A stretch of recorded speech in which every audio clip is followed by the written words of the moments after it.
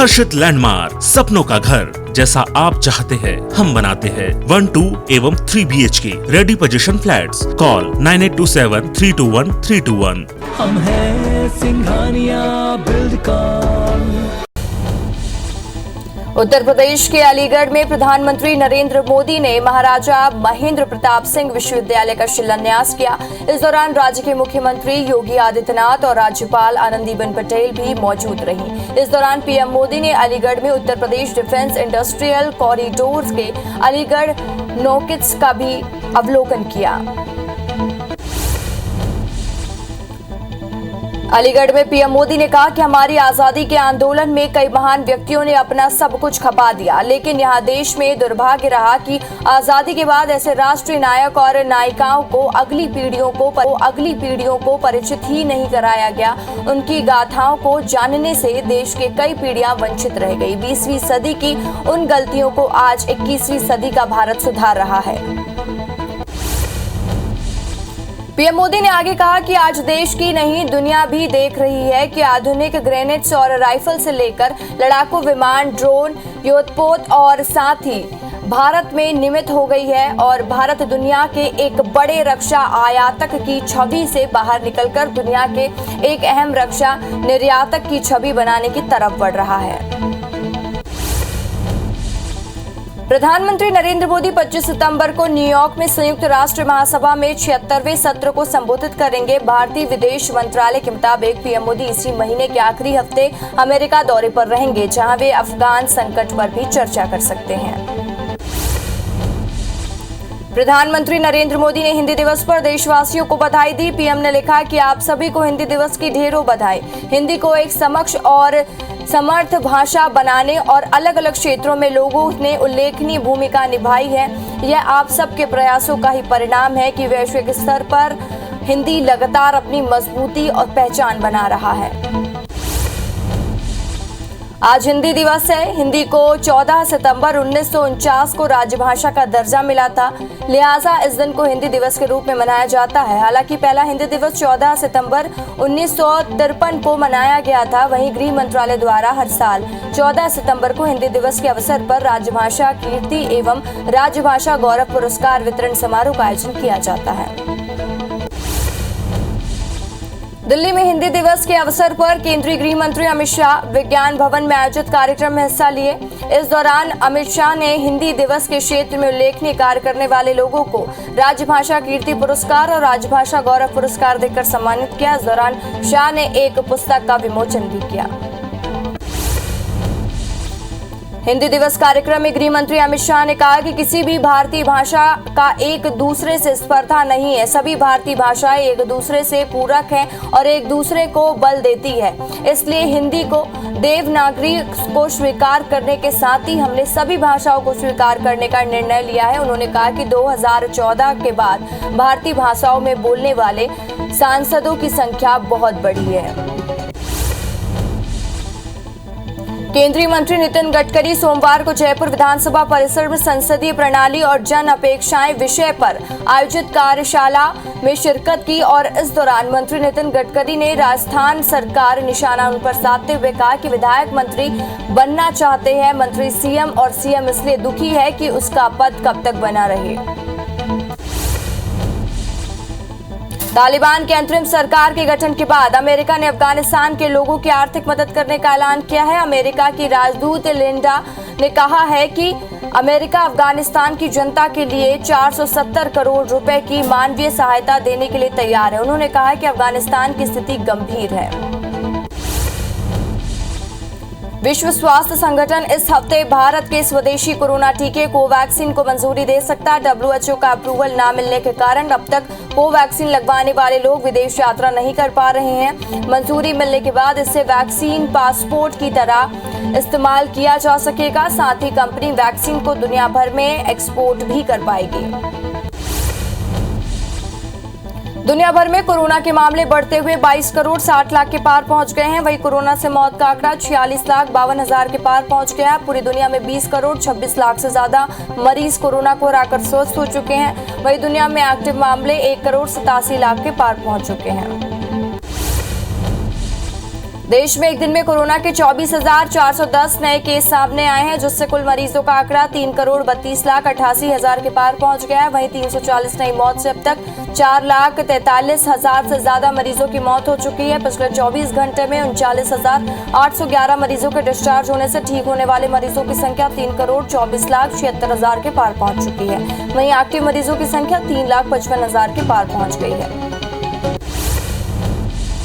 केरल में एक दिन में 15,056 नए केस से आंकड़ा 43,90,000 के पार पहुंच गया। वहीं 99 मौत से अब तक 22,650 मरीजों की मौत हो चुकी है। 28,439 मरीजों के डिस्चार्ज होने से अब तक ठीक होने वाले मरीजों की संख्या 41,58,000 के पार पहुंच गई है। राज्य में 2,08,000 एक्टिव मरीजों का इलाज जारी है।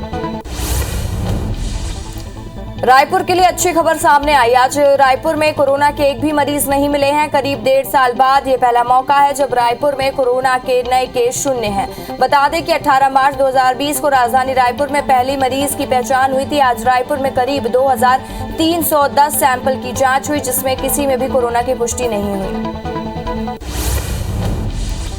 राजधानी रायपुर में बीते 3 दिनों में डेंगू के 16 नए मरीज की पहचान हुई। अब तक डेंगू मरीजों की संख्या 373 हो चुकी है और बढ़ते मरीजों की संख्या को देखते हुए प्रशासन अलर्ट पर है। आयुर्वेद कॉलेज डेंगू के अलग से वार्ड बना रखा है और वहीं जिला अस्पताल में डेंगू के 30 बिस्तर आरक्षित किए गए हैं। ग्वालियर जिले में डेंगू से बच्ची और बुजुर्ग महिला की मौत हो गई है। बच्ची का दिल्ली में इलाज चल रहा था, वहीं बुजुर्ग महिला को इलाज के लिए दिल्ली ले जाते समय मौत हो गई। पिछले 24 घंटे में डेंगू के 2 नए मरीज मिले, जिससे अब तक 67 डेंगू मरीजों की पुष्टि हुई है, जिसमें से 28 बच्चे भी शामिल हैं। गुजरात के जूनागढ़ में लगातार हो रही बारिश की वजह से बाढ़ जैसे हालात हैं। सड़कें पानी में डूब चुकी हैं, जिससे आवाजाही प्रभावित हो रही है। यही नहीं, मकानों में पानी घुसने की वजह से हालात बेकाबू हो चुके हैं। वहीं बारिश से कई जगह सड़कें टूट चुकी हैं। मौसम विभाग ने मध्य प्रदेश के कई जिलों में भारी बारिश का अलर्ट जारी किया है। सीहोर, राजगढ़, बैतूल, अलीराजपुर, रतलाम में बारिश के आसार हैं और वहीं उज्जैन, देवास, नीमच समेत पश्चिमी मध्य प्रदेश में कई जिलों में भी भारी बारिश का अलर्ट जारी किया गया है। इधर राजधानी भोपाल के लिए मौसम विभाग ने बारिश का येलो अलर्ट जारी किया है। प्रदेश में लगातार भारी बारिश से नदी नाले उफान पर है। राजिम त्रिवेणी संगम की जल स्तर बढ़ चुकी है और संगम में कुलेश्वर महादेव का चबूतरा चारों ओर पानी से घिर गया है। वहीं कुलेश्वर महादेव का चबूतरा करीब 8 फीट तक डूब गया है। दोपहर तक पानी और बढ़ने की संभावना है। गरियाबंद जिले में हुई बारिश से इसके चलते शिखारकर बांध पर लबालब हो गया है और जिसके चलते सिखासर बांध में 17 गेट खोले गए हैं। वहीं पैरी नदी में 11,000 क्यूसेस पानी छोड़ा गया है। नदी के किनारे बसे गांवों में प्रशासन ने अलर्ट जारी किया है। गरियाबंद जिले में हुई बारिश के चलते जिला मुख्यालय टापू में तब्दील हो गया है और हम आपको बता दें, जिले के सभी नदी नाले उफान पर है, जिसके चलते दर्जनों गांव का संपर्क जिला मुख्यालय से टूट गया है। वहीं गरियाबंद पहुंचने वाले सभी रास्ते बंद हो गए हैं। छत्तीसगढ़ के साथ धमतरी जिले में भी भारी बारिश हुई है। बारिश के चलते धमतरी से गुजरा नेशनल हाईवे डूब गया है। वहीं निचली बस्तियों में पानी भर गया है। भारी बारिश के चलते लोगों का जनजीवन अस्त व्यस्त हो गया है।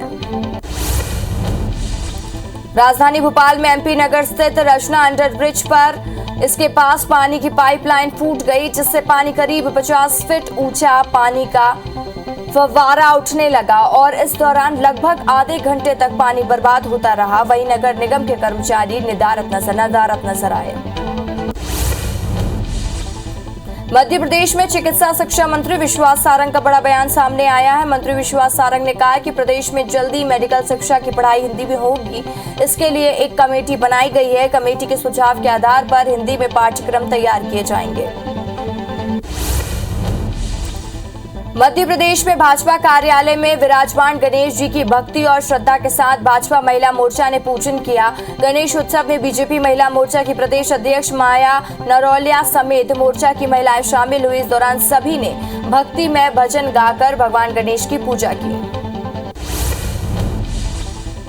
मध्य प्रदेश की पूर्व सीएम उमा भारती विदिशा दौरे पर हैं। वे आज नंदवाना के राधा मंदिर पहुंचकर पूजा अर्चना की और प्रदेश में खुशहाली के लिए कामना की। बता दें कि राधा अष्टमी पर ही साल में एक बार ही मंदिर का पट खुलता है।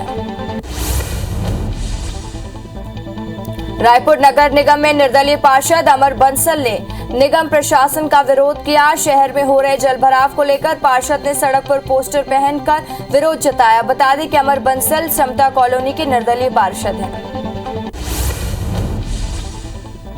कांकेर जिले में 58 गांव के ग्रामीण नारायणपुर जिले में शामिल करने के लिए अनिश्चितकालीन हड़ताल में बैठ गए हैं। विगत 8 दिनों से ग्रामीण मुंडन करवाकर प्रदर्शन कर रहे हैं। धरने को नारायणपुर कांग्रेस कमेटी में समर्थन दिया और मांगे पूरी नहीं होने पर ग्रामीण आगामी दिनों में उग्र आंदोलन की चेतावनी दे रहे हैं। श्योपुर में बाढ़ से क्षतिग्रस्त कूनो नदी पुल का अप्रूव रोड की मरम्मत नहीं होने से नाराज कांग्रेस कार्यकर्ताओं ने धरना प्रदर्शन किया और करीब 1 घंटे विरोध करने के बाद राज्यपाल के नाम ज्ञापन एसडीएम को सौंपा। पुल और अप्रूव रोड की मरम्मत जल्द करवाए जाने की मांग की। गौरेला पिंडरा मरवाही में बीजेपी महिला मोर्चा ने एसडीएम को ज्ञापन सौंपा और चनाडोगरी गांव पर पूर्व सरपंच पर गरीबी रेखा से नीचे जीवन यापन करने वाले लोगों का एपीएल कार्ड बनवा देने का आरोप लगाया और वहीं मामले में जांच कर कार्रवाई की मांग की। खरगोन में कैदी में संदिग्ध मौत मामले में गृह मंत्री नरोत्तम मिश्रा ने कार्रवाई की। गृह मंत्री ने टीआईएएसआई को और 2 कांस्टेबल को निलंबित करने के निर्देश दिए। साथ ही नरोत्तम मिश्रा ने मामले की मजिस्ट्रियल जांच भी करने की बात कही है।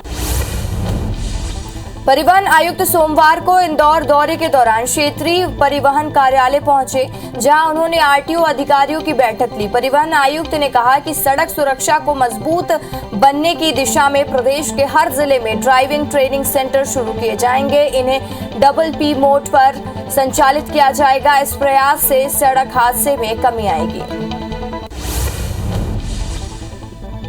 राज्यसभा सांसद सरोज पांडे के खिलाफ कांग्रेस के लेखराम साहू ने चुनाव याचिका दायर की है। मामले में सरोज पांडे की ओर से 9 गवाहों की लिस्ट और लेखराम साहू की ओर से 11 गवाहों की लिस्ट हाई कोर्ट में प्रस्तुत की गई थी। हाई कोर्ट में आदेशित किया गया कि अगली सुनवाई 1 अक्टूबर को होगी, जिसमें याचिकाकर्ता शपथ पूर्वक साक्ष्यों को प्रस्तुत करेंगे। नगर पंचायत खरोरा के तिगड़ा चौक में बने सार्वजनिक शौचालय फल दुकानदारों का गोदाम बन गया। सार्वजनिक शौचालय में हमेशा ताला लटका रहता है। निर्माण के 3 साल बाद भी उसका सदुपयोग नहीं हो पा रहा, जिससे दुकानदारों और यात्रियों में भारी निराशा है। मरवाही पुलिस थाने में अलग अलग मामलों में जब्त गाड़ियां बिना रखरखाव कबाड़ में तब्दील हो गई हैं। बारिश में खुले में पड़े होने के कारण इन गाड़ियों में घास और पौधे उग गए हैं। हम आपको बता दें, जिससे गाड़ियां पूरी तरह से ढकी नजर आ रही हैं। इसके अलावा गौरेला पिंडरा थाना परिसर में भी जब्त गाड़ियों में कबाड़ होने की बात सामने आई है। मुरैना में हथियारों के साथ रेत माफिया वीडियो वायरल हो रहा है। रेत माफिया ट्रैक्टर ट्रॉली हार्ड्रा मशीन के साथ ही चंबल नदी पहुंचे हैं। छोला थाना क्षेत्र में यह वीडियो बताया जा रहा है। वहीं पुलिस मामले की जांच में जुटी हुई है। जांजगीर चांपा के डोडरी गांव की नहर में युवक की लाश मिलने के मामले में पुलिस ने 6 लोगों को गिरफ्तार किया है। पुलिस ने घटना में प्रयुक्त बाइक और चाकू को भी जब्त किया है। डोंगरगढ़ के चूरिया के पास एक नाले में गिरने से युवक की मौत हो गई। युवक बाइक समेत नाले में गिर गया और उसी में दबकर उसकी मौत हो गई। घटना के 1 दिन पहले बाइक मालिक ने थाने में गुमशुदगी की सूचना दी थी। बता दें कि बाद में पुलिस ने सूचना मिली और बाइक नाले में गिरी है। जब बाइक को हटाकर देखा तो युवक का शव मिला। रीवा जिले के शीतला क्षेत्र पर एक वीडियो सोशल मीडिया में वायरल हो रहा है। वीडियो में 4 युवकों के बीच जमकर मारपीट हो रही है। बताया जा रहा है कि मामूली विवाद को लेकर युवकों में मारपीट हुई, जिसका वीडियो वायरल हो रहा है। वहीं पुलिस केस दर्ज कर मामले की जांच में जुट गई है। अवनपुर में तंत्र मंत्र का झांसा देकर ठगी करने वाले 6 आरोपियों को पुलिस ने गिरफ्तार किया। आरोपियों में से 2 महिला भी शामिल है। पुलिस के मुताबिक आरोपियों ने पीड़ित बच्ची को ठीक करने के एवज में कट्टा चावल और 8,000 रुपए लिए थे। दरसेवा निवासी पीड़ित परिवार की शिकायत पर आरोपियों पर कार्रवाई की गई है। बैतूल के आमला में आरपीएफ के एपी एक्सप्रेस में 10 किलो गांजा बरामद किया गया है, जिसकी कीमत 1 लाख बताई जा रही है। पुलिस ने एक संदेही को हिरासत में ले लिया है, जिससे पूछताछ की जा रही है। राजनांदगांव के बसंतपुर पुलिस ने पिस्टल लहराकर दहशत फैलाने वाले पिता पुत्र को गिरफ्तार किया है। साथ ही उनके पास से पुलिस ने अवैध पिस्टल को बरामद किया है। फिलहाल पुलिस आरोपियों के खिलाफ आर्म्स एक्ट के तहत मामला दर्ज कर आगे की कार्रवाई शुरू कर चुकी है। देवास में एक सप्ताह के अंदर ही बाल यौन हिंसा के 2 मामले सामने आए हैं। एक मामले में आरोपी ने 14 साल की लड़की को जान से मारने की धमकी देकर अश्लील हरकत की, तो वहीं दूसरे मामले में आरोपी ने 11 साल की बच्ची को अश्लील वीडियो दिखाकर गलत हरकत करने की कोशिश की। दोनों मामले में आरोपियों पर केस दर्ज कर लिया गया है।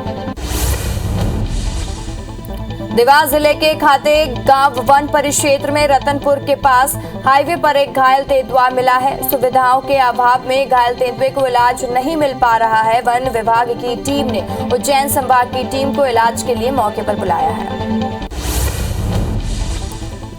बलरामपुर जिले के शंकरगढ़ थाना क्षेत्र में जामपानी जंगल पर लकड़ी लेने गई बुजुर्ग महिला पर भालू ने हमला कर दिया। महिला के सिर, छाती और दूसरे हिस्सों पर गंभीर चोटें आई। 108 एम्बुलेंस की मदद से सामुदायिक स्वास्थ्य केंद्र में इलाज के लिए भर्ती कराया गया। वन विभाग की टीम ने सहायता राशि भी उपलब्ध कराई है। कटनी पुलिस ने बेंगलुरु पुलिस की मदद से एक बंधुआ मजदूर को मुक्त कराया है और सकुशल कटनी वापस लेकर आए हैं। दरअसल नौकरी की तलाश में युवक बेंगलुरु गया था, जहां युवक को एक ठेकेदार ने बिना वेतन दिए मजबूरी और मजदूरी कराकर रखा हुआ था।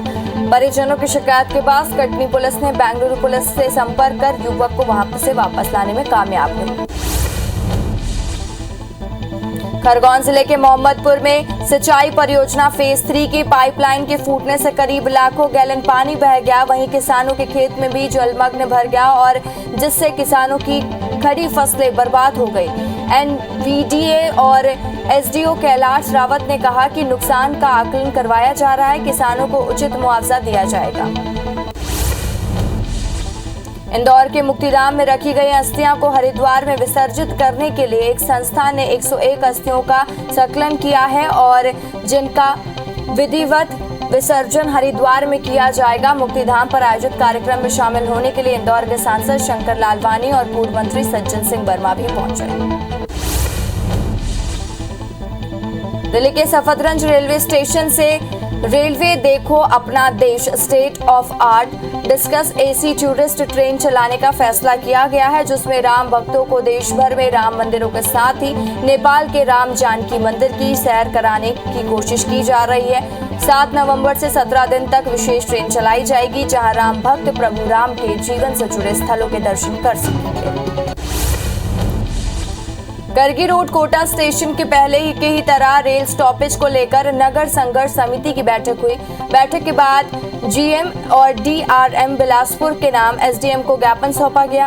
हम आपको बता दें कि ज्ञापन में पहले की ही तरह करगी रोड कोटा में पैसेंजर और एक्सप्रेस ट्रेन स्टॉपेज की मांग की गई है। बता दें कि कोरोना काल में ट्रेनों के स्टॉपेज में बदलाव हुआ था। ओडिशा में अंगुल और तालचेर रोड में सिंगल लाइन रेलवे सेक्शन के बीच एक मालगाड़ी पटरी से उतर गई, जिसकी वजह से रेलखंड में सेवाएं बाधित रहीं। ईस्ट कोस्ट रेलवे ने वीडियो जारी कर बताया कि मालगाड़ी के पटरी से उतरने के कारण टेंगनाल संबलपुर रेलखंड में सेवाएं बाधित हुई हैं।